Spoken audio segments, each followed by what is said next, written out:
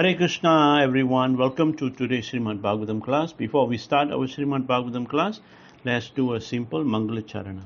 Om Namo Bhagavate Vasudevaya, Om Namo Bhagavate Vasudevaya, Om Namo Bhagavate Vasudevaya, Narayanam Namaskrityam Naram Chaim Narottamam, Deving Sarasvating Vyasam, Tato Jayamudhirayat, Nastaparesha Vadareshu, Nityam Bhagavata Sevaya, Bhagavate Uttama Sloke Bhaktir Bhavati Naistikihi Om Ajnana Timirandasya Jnana Jnana Salakaya Chaksuramratanyana Tasmai Sri Guruve Namaha Namo Vishumudaya Krishna Prastaya Bhutale Srimite Japataka Swami Iti Namane Nama Acharya Padaya Nitai Kripa Padayane Gorakadadamdaya Nirgram Tani Jai Sri Krishna Chaitanya Prabhu Nityananda Sri Advaita Gadadara Srivasadi Gaura Bhakta Vrinda Hare Krishna Krishna Krishna Hare Hare Hare Rama Rama Rama Hare Hare.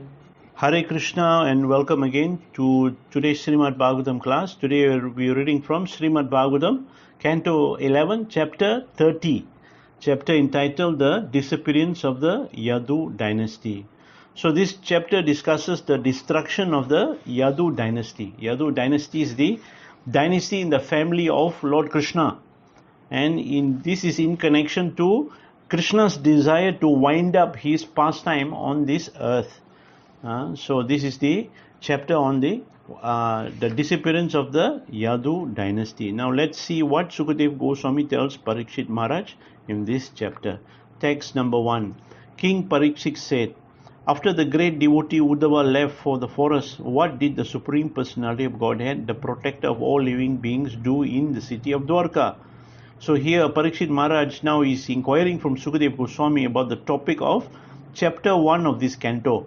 Chapter 1 of canto 11, namely the annihilation of the Yadu dynasty.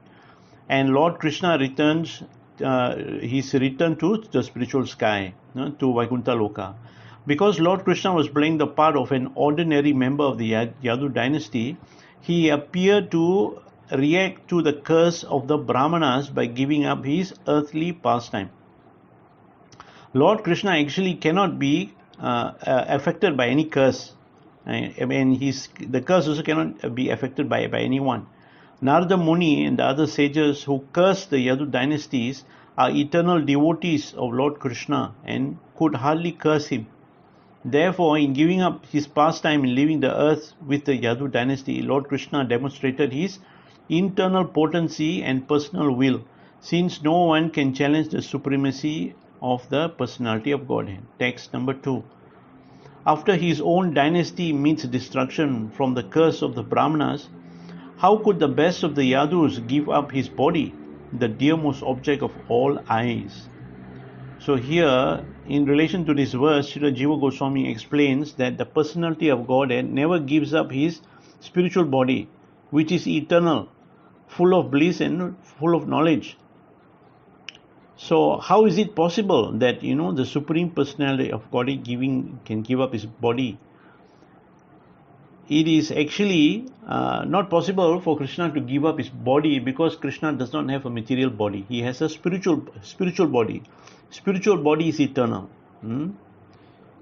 And here it is described that his eternal form, which is Preyasim Sarva Niktaranam, the most attractive object of pleasure for the eyes and all other senses. So the devotees, they meditate upon this form of the Lord. So Parikshit Maharaj is a bit puzzled. How is it that Krishna can give up his body? Text number 3. Once their eyes were fixed upon his transcendental form, women were unable to withdraw them. And once that form had entered the ears of the sages and become fixed in their heart, it would never depart. What to speak of acquiring fame? The great poet who described the beauty of the Lord's form would have their words invested with transcendently pleasing attraction. And by seeing that form of Arjuna's chariot, all the warriors on the battlefield of Kurukshetra attained the liberation of gaining a spiritual body similar to the Lord. So now here Parikshit Maharaj is glorifying and establishing Krishna's position and Krishna's beauty and Krishna's opulence. Okay, so the transcendentally liberated personalities such as the gopis of Vrindavan and Rukmani, the original goddess of fortune, were constantly meditating on the Lord's spiritual body. Great liberated sages, having heard about Lord Krishna and his bodily beauty, could not take it out of their heart. The Lord's bodily beauty expands the love and the poetic output of great liberated poets. And simply by seeing Lord Krishna's body, the warriors at Kurukshetra achieve spiritual liberation with an eternal body similar to that of Lord Krishna. Therefore, it is impossible to imagine Lord Krishna's eternal form of bliss to be in any way material. Those who imagine that Lord Krishna gave up his eternal form are certainly bewildered by the Lord's illusory energy. Text number 4. Sukadev Goswami said, having observed many disturbing signs in the sky, on the earth and in outer space, Lord Krishna addressed the Yadu assembly in the Sudharma council hall as follows. So here Sukadev begins to explain that Krishna observed there were some inauspicious omens, inauspicious signs. Okay, so according to Sridhar Swami, the inauspicious signs in the sky was the appearance of a halo around the sun. So halo is like a ring around the sun. This is you will see this halo when there is an eclipse of the sun. Then on earth there was small earthquakes. So when earthquakes happen, it is an inauspicious sign. We are experiencing a lot of earthquakes at the current moment. And in outer space there was an unnatural redness on the horizon. These and other similar omens were impossible to counteract because they were personally arranged by Lord Krishna. Text number 5. The Supreme Personality of Godhead said, O leaders of the Yadu dynasty, please note all these terrible omens that have appeared in Dvaraka just like the flag of death. We should not remain here a moment longer. So here the Acharyas explain that because the living entity must suffer the reactions of their sinful activities, the Lord arranged for them to be punished during the Kali Yuga. In other words, it is not Lord Krishna's desire that conditioned soul be sinful and suffer, but since they are already sinful, the Lord created an appropriate age during which they can experience the bitter fruits of irreligiosity.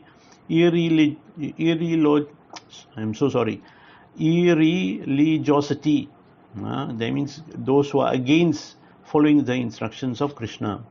Since Lord Krishna personally established religious principle in his various appearance in this material world, at the end of Dwapara Yuga, religion on earth was overwhelmingly powerful. All the significant demons had been killed, and the great sages, saints and devotees had been greatly encouraged, enlightened and fortified, and there was little scope for irreligion. Had Lord Krishna ascended to the spiritual sky in his spiritual body before the eyes of the world, it would have been very difficult for Kali Yuga to flourish. Lord Krishna left the world in exactly that way during his appearance as Ramachandra, and hundreds of thousands of years later, hundreds of millions of pious persons still discuss this wonderful pastime of Lord Ramachandra to pave the way for Kali Yuga. However, Lord Krishna left this world in a way that puzzled those who are not his staunch devotees. The eternal form of the Lord is described throughout Vedic literatures, and his eternal form constitutes the highest understanding of absolute truth, according to all great Acharyas, including Sankaracharya and Chaitanya Mahaprabhu. Yet, although Lord Krishna's eternal spiritual form is a realized fact for advanced devotee, for those who are weak in Krishna consciousness, the inconceivable pastimes and plans of the Lord are sometimes hard to appreciate properly. So here basically Krishna is saying in Bhagavad Gita chapter 18, Bhaktya Mam Abhijananti. Only by devotional service can you know all the mysteries about Krishna. Only by practicing devotional service very seriously, once the knowledge of Krishna's mystery can be revealed by Krishna himself from within your own heart. So basically, this is what Krishna is explaining here. Text number 6. The women, children and old men should leave the city and go to Sandodhara. We shall go to Prabhasa Kshetra, where the river Sarasvati flows towards the west. So this is Krishna's instruction to the members of his family, the Yadu dynasties. He tells them that all the women, the children, the old men, all members, all they should go to another place called Sandhodara, and the young and able leaders of the Yadu dynasty, consisting of all the fighting men and warriors, and they should go to Prabhasa Kshetra. So this is Krishna's plan, to keep the weak safe, and the ones who he wants to return it back to the spiritual world, they will all go to Prabhasa Kshetra. Text number 7. There we would bathe for purification, fast and fix our mind in meditation. We should then worship the demigods by bathing their images, anointing them with sandalwood pulp and presenting them various offerings. Text number 8.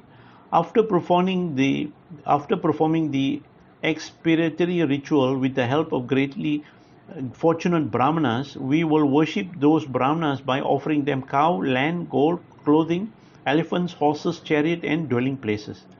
Text number 9. This is indeed the appropriate process for counteracting our imminent adversity, and it is sure to bring about the highest good fortune. Such worship of the demigods, brahmanas and cows can earn the highest birth for all living entities. So Krishna is giving here a hint to all of us, we should always serve the qualified Vaishnava brahmanas. We should always serve them. Why? Because by serving them, Krishna says here, first of all, it counteracts any inauspiciousness in our life, and it is sure to bring the highest good fortune. Highest good fortune here means that these brahmanas will impart to you transcendental knowledge. These transcendental knowledge are like a chintamani. They give eternally, they will give you benefit. Once you accept it within your heart and you were to practice this transcendental knowledge here means, in Kali Yuga for us, means devotional service. Text number 10. Having heard these words from Lord Krishna, the enemy of Madhu, the elders of the Yadu dynasty gave their assent, saying, so be it. After crossing over the ocean in boat, they proceeded on chariot to Prabhasa. Text number 11. There, with great devotion, the Yadavas performed the religious ceremonies according to the instruction of the Supreme Personality of Godhead, their personal Lord. They also performed various other auspicious rituals. Text number 12. Then, their intelligence covered by providence, they liberally indulge in drinking the sweet Mayreya beverage, which can completely intoxicate the mind. So in the first chapter of this canto, the curse upon the Yadu dynasty, this incident is elaborately explained. Text number 13. The heroes of the Yadu dynasty became intoxicated from their extravagant drinking and began to feel arrogant. When they were thus bewildered by the personal potency of Lord Krishna, a terrible quarrel arose among them. Text number 14. Infuriated by the size, they seized their bow and arrow, sword, balas, clubs, lances and spears and attacked one another on the shore of the ocean. Text number 15. Riding on elephants and chariots with flags flying, and also on donkeys, camels, bulls, buffaloes, mules and even human beings, the extremely enraged warriors came together and violently attacked one another with arrows, just as elephants in the forest attack one another with their tusks. Text number 16. Their mutual enmity arose. Pradumna fought fiercely against Samba, Akrura against Kuntiboja, Aniruddha against Satyaki, Subhadra against Sagra Manjit, and Sumitra against Suradha, and the two Gadas against each others. Text number 17.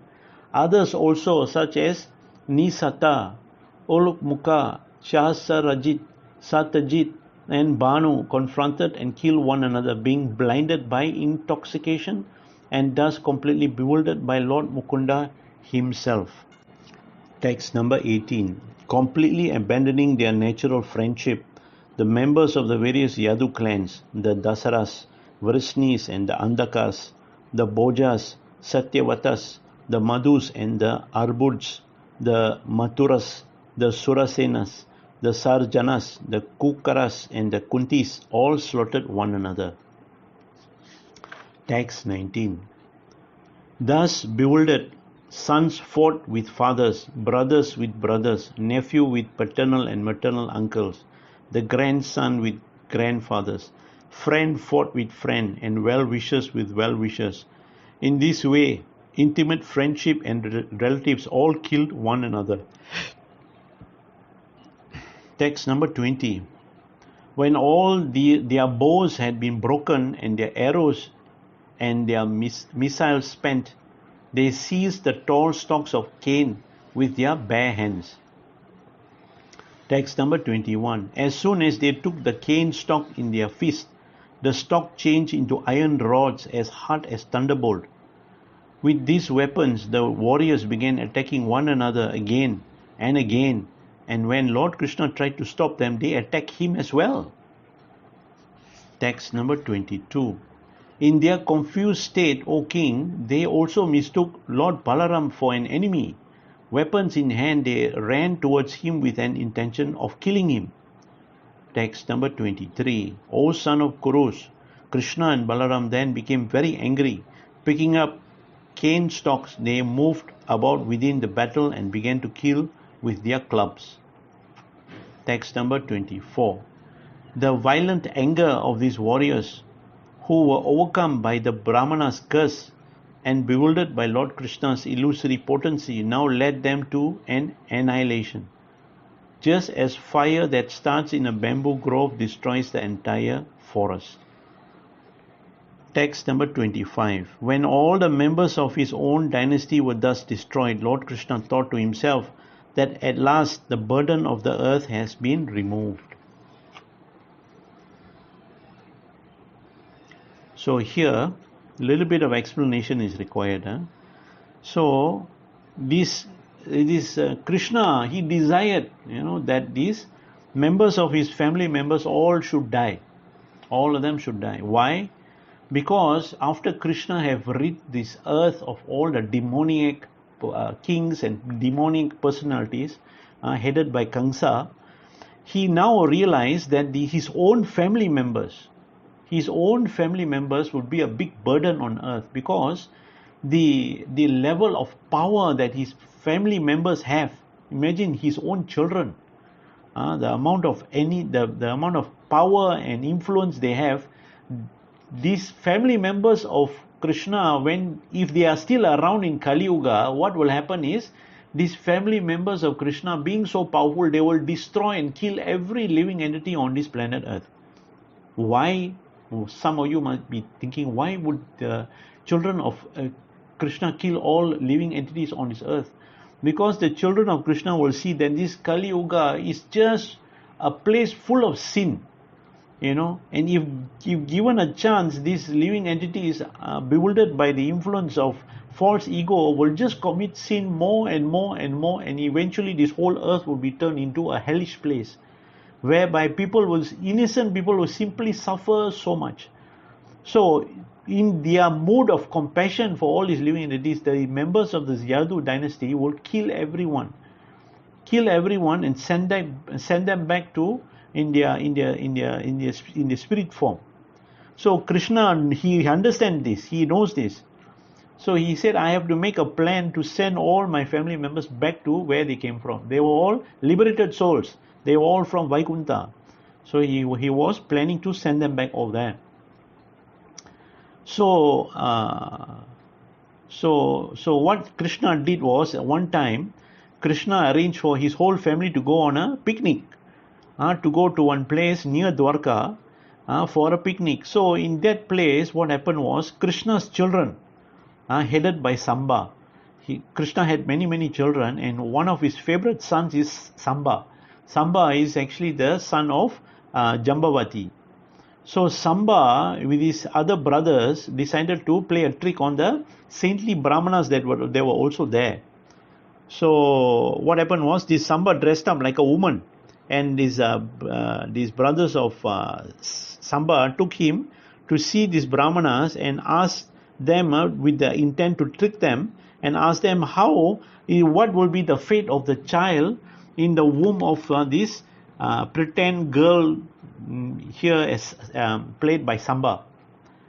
So these Brahmanas, knowing what was going on, they saw the arrogance within the sons of Krishna, and these Brahmanas, they decided to curse these boys. And the curse was, the club that is within the belly of the so-called girl here, played by Samba, will be the destruction of the Yadu dynasty.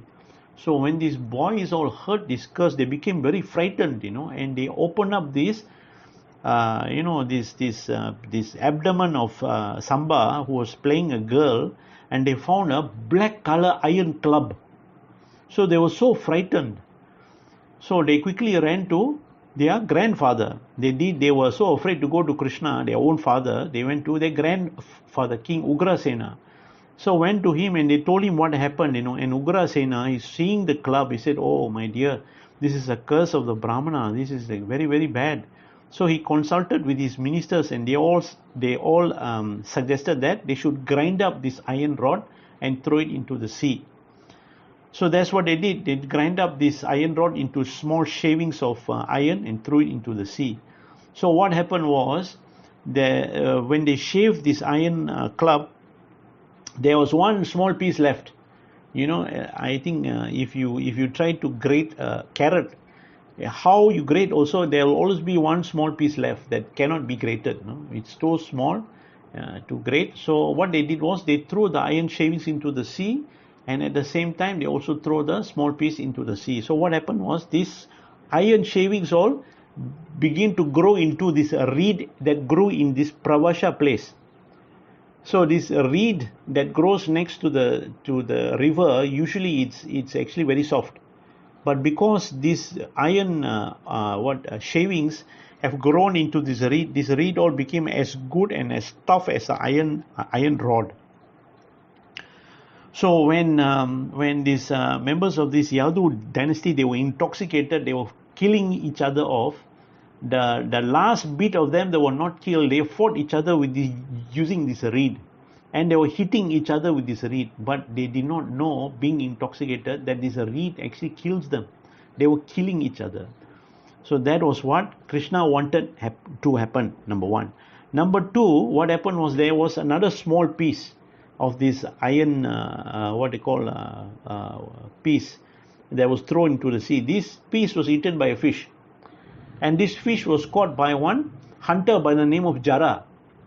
So this Jara, when he cut open this fish, he saw this iron piece, very strange, very black looking iron piece. So he decided to mold this small piece into a arrowhead. We will hear afterwards what happens to this Jara in relation to Krishna. Okay, let's continue text number 25. When all the members of his own dynasty were thus destroyed, Lord Krishna thought to himself, "At last the burden of earth has been removed." Text number 26. Lord Balaram then sat down on the shores of the ocean and fixed himself in meditation upon the Supreme Personality of Godhead. Merging himself within himself, he gave up this mortal world. Text number 27. Lord Krishna, the son of Devaki, having seen the departure of Lord Balaram, sat down silently on the ground under a nearby pipala tree. Text number 28 to 32. So this part of the verse here is actually very beautiful. Please listen carefully. The Lord was exhibiting his brilliant effulgent four-armed form, the radiance of which, just like a smokeless fire, dissipate the darkness of all directions. His complexion was the color of a dark blue cloud. and his effulgence the color of molten gold, and his all-auspicious form bore the mark of Srivasta. A beautiful smile graced his lotus face. Locks of dark blue hair adorned his head. His lotus eyes were very attractive, and his shark-shaped earring glittered. He wore a pair of silken garment, an ornamental belt, the sacred thread, bracelet and arm ornaments, along with a helmet, the Kastuba jewel, necklace, anklet and other royal emblems. Encircling his body were flower garlands and his personal weapon in their embodied form. As he sat, he held his left foot with his lotus-red soles upon his right thigh. Text number 33. Just then, a hunter named Jara, who had approached the place, mistook the Lord's foot for a deer's face, thinking he had found his prey. Jara pierced the foot with his arrow, which he had fashioned from the remaining iron fragment of Samba's club. So here you can see what happened to that last piece of iron.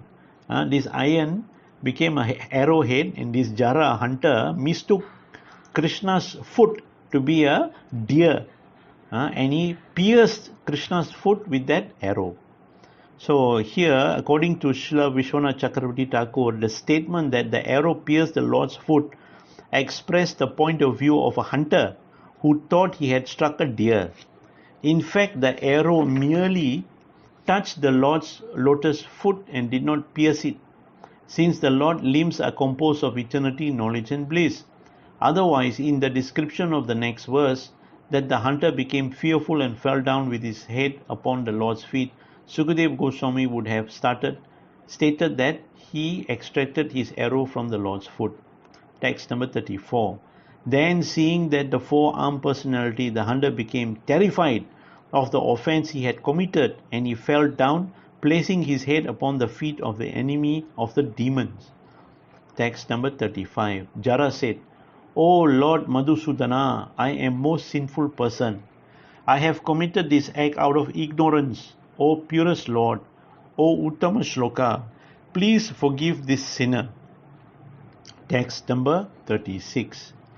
O Lord Vishnu, the learned say that any man constant remembrance of you will destroy the darkness of ignorance. O Master, I have wronged you. Text number 37.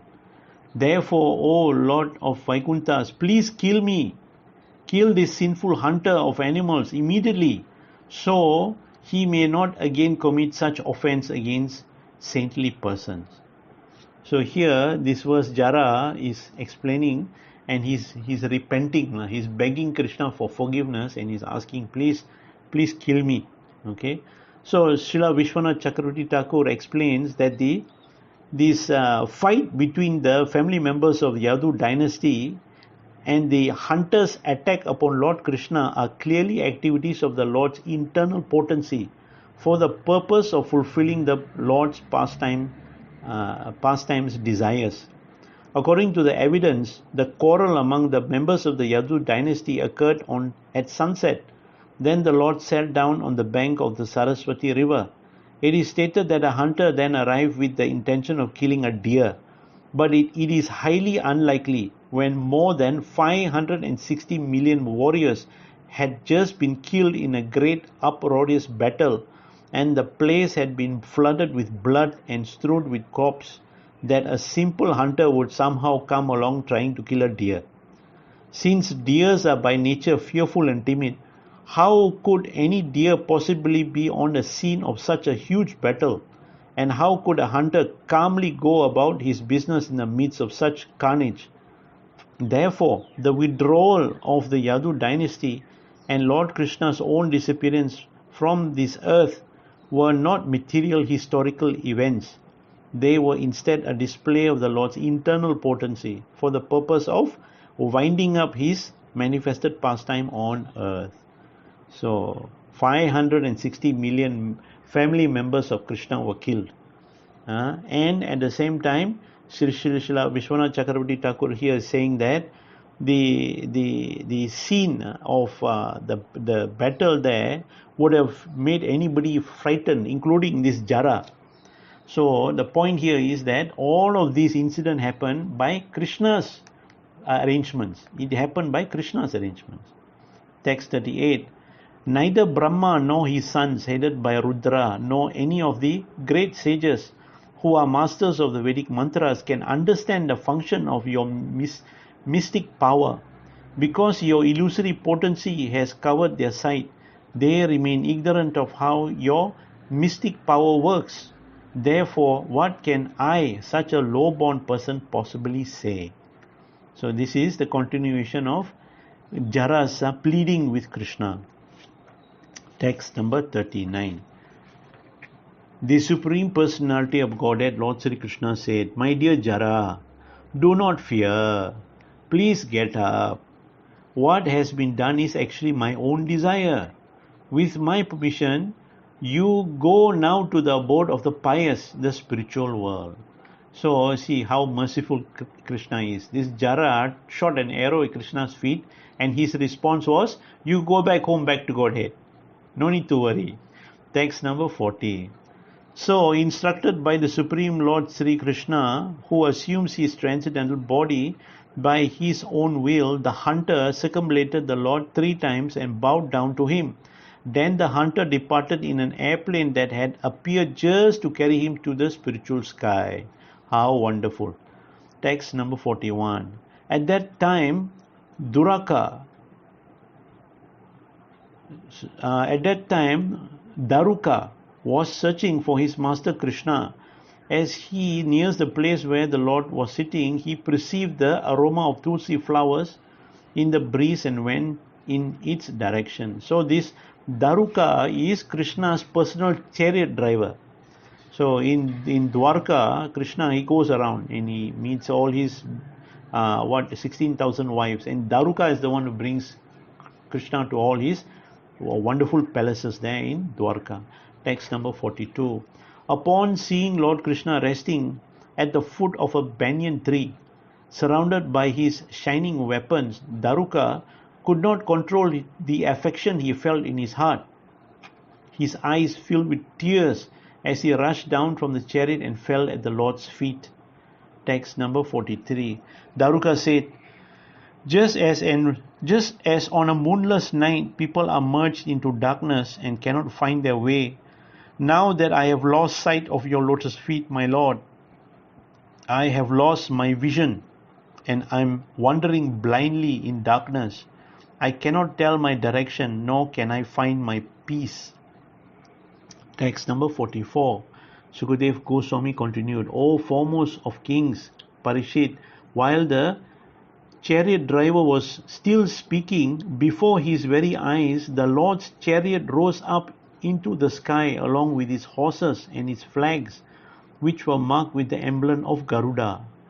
So while this Daruka was pleading and crying to Krishna, knowing that Krishna is about to leave, within his eyes, this Daruka saw that Krishna's chariot was floating in the sky, because they were all ready to go back to Vaikuntha. All of these chariots, chariot,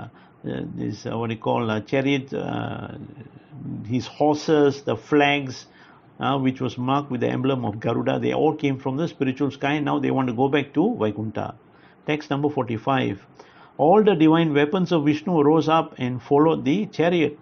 The Lord Janardana then spoke to his chariot driver, who was most astonished to see all of this. Text number 46. O driver, go to Dvaraka and tell our family members how their loved ones destroyed one another. Also tell them of the disappearance of Lord Sankarasana, Lord Balarama, and of my present condition. So here Lord Krishna sent his chariot driverless back to Vaikuntha along with the horses and weapons, because the chariot driver Daruka had some final service to do on earth. Text number 47. You and your relatives should not remain in Dvaraka. the capital of the Yadus, because once I have abandoned that city, it will be inundated by the ocean. Text number 48. You should all take your own families together with my parents and under Arjuna's protection go to Indraprastha. Text number 49. You, Dvaraka, should be firmly situated in devotion to me, remaining fixed in spiritual knowledge and unattached to material considerations, understanding these pastimes to be a display of my illusory potency. You should remain peaceful. So here Dvaraka is an eternally liberated associate of Lord Krishna, having descended from Vaikuntha. Therefore, even though others might be bewildered by the Lord's pastime, Dvaraka should remain peaceful and fixed in his spiritual knowledge. Text number 50. Thus ordered, Dvaraka circumambulated the Lord and offered obeisances to him again and again. He placed Lord Krishna's lotus feet upon his head and then with a sad heart went back to the city of Dvaraka. Thus ends the purport of the humble servants of His Divine Grace, A.C. Bhaktivedanta Swami Srila Prabhupada, to the 11th canto, 30th chapter of the Srimad Bhagavatam, entitled The Disappearance of the Yadu Dynasty. So this is the end of this chapter on the disappearance of the Yadu Dynasty. Hare Krishna. Thank you very much, everyone. I hope you all had some good insight into this chapter.